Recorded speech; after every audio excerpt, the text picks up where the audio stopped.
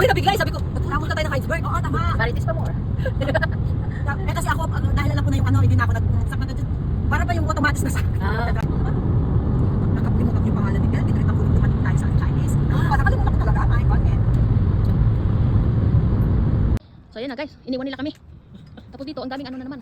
Flowmen. Flowmen ba yan, Flowmen yan. Ayan, oh, flowmen nga. Ayan, daming bunga. Ang dami daw bunga ng flowmen. Ayan, ang daming nga bunga. I-zoom ko ah. Fruit din yan ah. Oo. Bakit? Napakadaming bunga, ano? Bakit ganyan ang kulak? Mabutit na kunan mo na ng picture yung mga bulaklak dun. Nag-uumpisa ng nagbabrang ng mga hortensia. Oo. Kahit dito. Sabi.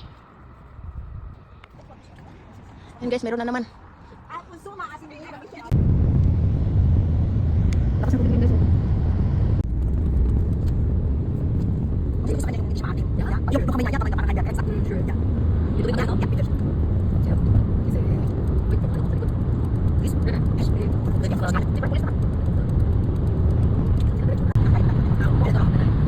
So ayan guys, kahapon. Plum yung binidyo natin at kahapon ngayon dito naman tayo sa Bernie. Yan. Ang daming bunga. Yung Bernie ni Virgie. Sana all. Sarap nito guys oh. Yan. Tapos kukuha tayo ng kakainin natin. So ito ha, kakainin natin to. Wait lang. Saan ba yun? So ito yun guys, kakainin natin. Patay na isa. Yan, kainin natin. Ang sarap. Malutong.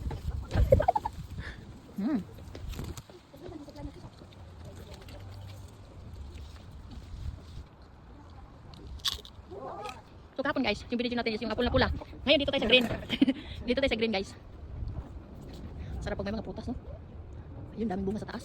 Sana oh, may prutas. Kahit hindi ka nakakain ng kahit ano basta may prutas, yun lang pagkain mo. Okay na. Solve ang problema. Sarap itong gulay guys oh. Ang dahon niya. Ganda yung pag may bunga niya. Talo. Guys, wala na lang itlog. Ayan, bilhin na kayo ng itlog. May palaya na rin guys. Pwede na guys. Yan, nabidyo lang kami dito guys kasi ang ganda tingnan ng palaya nila. Ayan, upo. Pero yung upo guys, wala pang bunga ha. Wala pang bunga ha. Amazing lang talaga yung mga. Yun. Guys, may bunga na yung upo nila. Yan, kunti-kunti maliit pa lang pala. Super duper cute.